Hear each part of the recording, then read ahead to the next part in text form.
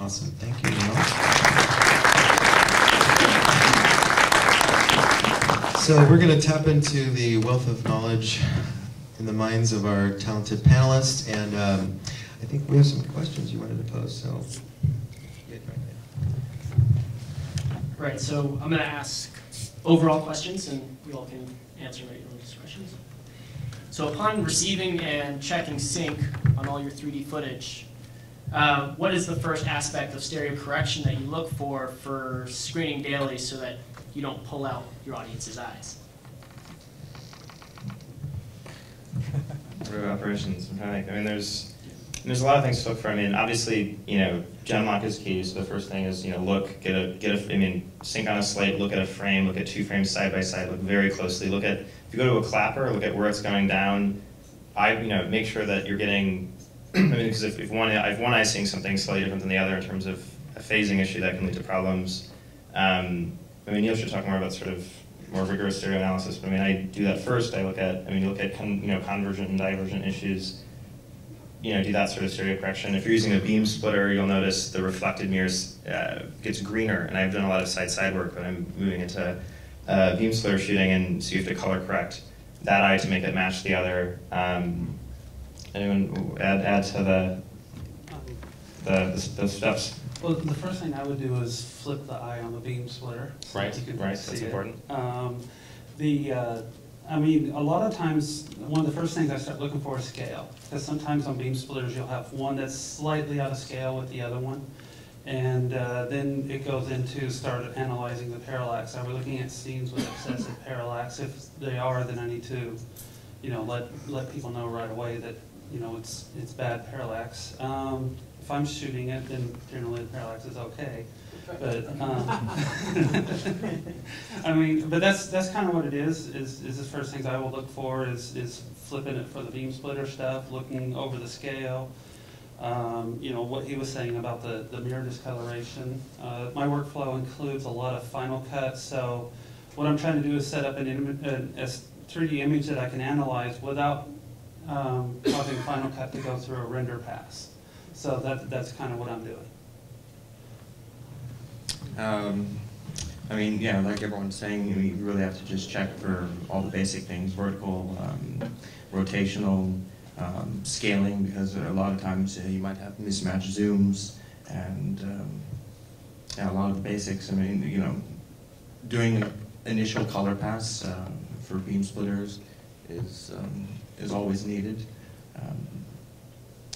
Just really trying to get your dailies out as fast as possible, and to be able just to check all your stereo and all your 3D to really know that you've captured what you need, so you don't have to waste a day or two afterwards going back and setting up the shots again, and really yeah, not missing out on anything. Right, always be binocular, check both eyes. Sometimes you'll have like a lens flare in one camera, not the other, so I mean, I hopefully everything's being monitored on set, but I mean, always just, really looking closely at the left and right for weird things, sometimes light coming in one camera, not the other, if you're using a beam splitter and stuff like that. Definitely look closely. It's basically just looking for anomalies, going through, seeing what shouldn't be there, and then making note of it. Also, really just keeping your eye out for a lot of stereo violations. I mean, some people just don't pay attention sometimes when they're planning shots, and you have objects in the left eye and they're not in the right eye, or the other way around. It's really coming down to, with 2D projects you can fix a lot of things in post, but 3D it's not you can fix it in post very easy. It's a lot of extra process and steps, and so I think the more planning ahead in the production side is going to save a lot of time and money in post. And yeah, I mean, you really have to plan ahead and pay attention on set, and really make sure that before you take that shot, is that correct? Is everything set up good? And really just get it done right, because to fix anything in post, it's you're going to have to do either roto jobs, or taking it out and having it flat, and maybe just offsetting one eye and kind of doing a little fake 3D shot in there, or 2D to 3D conversion. So just plan everything out really well, and it's going to come out a lot faster in post. Great. And to further on the eye-to-eye color correction, a lot of new softwares are actually creating automated eye-to-eye matching. Would you guys prefer manual color matching as opposed to the automated preference? If it's good, it sounds great. I mean, honestly, I've been doing, I did a lot of stereo work, and I'm doing a lot of post on the Sealman, which is playing on Sunday, and I've been doing manual, work for the color correcting, and it's kind of a hassle. If there's a good technology that could, nail it, I'd be all for it. Yeah, there's some tools now, some desktop tools. There's some high-end, expensive tools which do all kinds of whiz-bang things, but now some very cool tools available on the desktop level. For example, we use DaVinci Resolve 8 and 8.1, we're a beta tester of them. There's some automatic alignment tools there and color correction tools in there. There's another tool from a company called Avid. They're just about to release a new version of Media Composer. And in there's some very cool 3D geometry alignment tools. So you can, even on a desktop level, there are some automatic tools, speed grade, but DaVinci and Avid, and to a certain extent FCP, allows you now to get your dailies through very quickly. The key for us is, one of the things is to look at it on the highest resolution platform you can. We have 16-inch SDI plasma, we look at it there, look at left and right eyes, you can see all the chromatic aberrations, see the flares. It's very important to just make sure left and right eye are in the same ballpark, and then we feed it out of that, and then we mux it, so you're seeing what the mux image looks like as well, because if you're only looking at left eye, you will literally only see half the issues, whereas if you see left side by side, it's fine, you'll see some, but at some point you have to see mux. And in 3D, as in many aspects of life, size is important. So the bigger your display and the more resolution, the better it is, right? If you're monitoring on set on a 17-inch JVC or Panasonic, at some point you should be looking at it on the biggest screen you can at the highest resolution. You will see things there that you can't see on smaller sets. So disparity always seems to be an issue any film that we've worked on. What are some methods that you use to level out the two eyes? Again, just geometry. Well, one of the things we've sussed out is that in S3D production now, it's a much more iterative process, or process, as we say here in California, a much more iterative process between editing, geometry, and coloring. So in that first pass, when you're starting to pull things together, there's some geometry changes you can do very quickly, making sure you've got horizontal alignment, make sure that disparity, make sure you're in the legal codes. But then once you start editing, you may want to come back and actually tweak some of those geometries. And then once you add color in to affect depth perception cues and motion response, you may want to come back and even change the the alignment stuff. So there's typically we will do one pass for dailies, where you just want to get it out as quickly as possible, as accurate as possible to the editor so they can get cracking.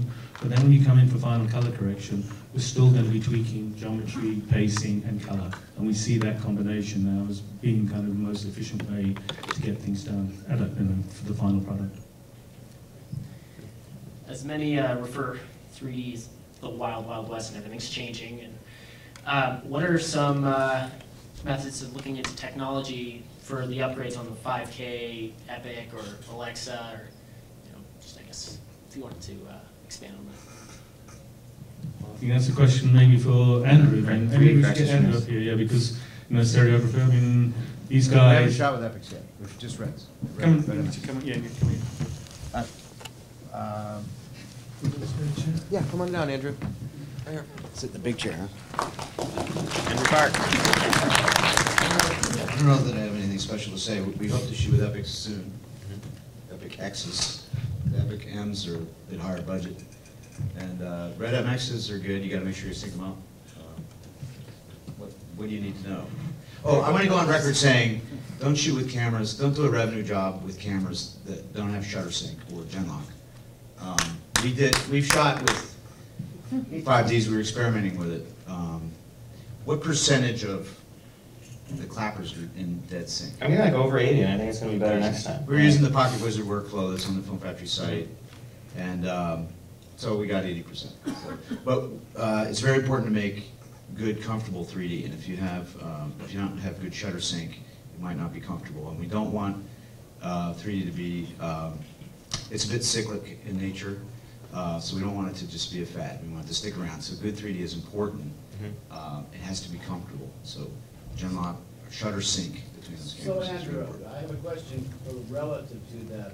24 FPS or 2997 with as a shutter sync issue on No. say the Canon 5D. It's 23 not, repeat the those question. cameras do not Genlock. They do not have a way to synchronize the shutters.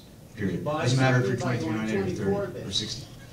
You buy it at 85% sync. Well, we use this Pocket Wizard workflow that was on the Film Factory site, and where you roll the video and you fire a still, which is supposed to reclock them, but it's still a little bit random. The one thing I say though is when you can hear it when you're rolling. If you listen closely, you hit the shutter. You hear both shutters open and close, and sometimes you hear you can perceive a slight offset. So if you were rolling and if you heard that before you roll the action to do a second sticks or say one more Genlock or whatever, do it again, and then as long as you hear it in sync, then you will be remarkably close. So it's kind of I think there's a slight difference of. So as I said, don't do a revenue job, because you need to know it's 100% good, not 80%. Yes. 80% is pretty good. And if your subject is fairly static, which in Leviticus, the film we did, it's there's only a few scenes where there's really action. It should be okay, and I look forward to seeing it. All right, I'm going to go on record saying next time I'm going to be 95%. Okay. So I don't want to rain on the parade, but I think it's important that we make it clear that it's dangerous in terms of workflow. So I did a job the other day. They wanted to shoot on 5Ds. I don't know if Sarah Moore's here. Okay. But we talked her out of it because we said there's a Genlock issue, and we got F3s, and it cost a little more, but then it was okay. The technology keeps expanding, right? So the reality is that no matter what solution you think works today, within a month or two it's going to change. We're doing some work with Sony on the F3s, and I think next month they're going to release this Genlock cable, which means you can just put two F3s in an ET rig and get frame accurate and pixel accurate Genlock, which again will make a lot of difference. The Genlock, the sync issue though, is something you guys definitely have to get right on set, because to try and fix those kind of things in post is just too painful and too expensive. All right? Great, so we're going to keep things moving here, but before we bring out the rest of our production people and swap out our post people, did we get all your questions? Yeah. Great, so just kind of out of curiosity, Keith, preferred rig camera for you? The one the client's paying for. Oh yeah? You always want to get the best camera. You want to get the best camera system you can afford with your budget. That would always be true for any So production. if you have a really low budget, what camera do you recommend? Those XF105s that you've got in your rig in the other room are amazing in terms of, because they have this axis alignment, and they have the focal length guide, and if you use that Fizz controller, it's a line controller that does focus and zoom in sync. I showed you that. It's amazing. And you can put a rig together. Those cameras are $4 a piece, and your rig's $5 grand. The Hurricane rig's about $8, and you can put a rig together for probably less than what Dave is using over there, the 3DA1. Of course, you need a good monitor, and the Panasonic 910G doesn't show you 3D, but it shows alignments. And then now Marshall's got one. Yeah, the Marshall for one I about looked at is $3 or $4 pretty grand. good. Yeah, little onboard size monitor. So there's good monitoring solutions becoming available. Those just came out this year. Before that, it was a more expensive proposition. Used to use a Davio or a Stereo Brain. The new Gemini has got an on-screen mix on the monitor, and you've got external recording, 16-bit 444, along with having the monitor built right in.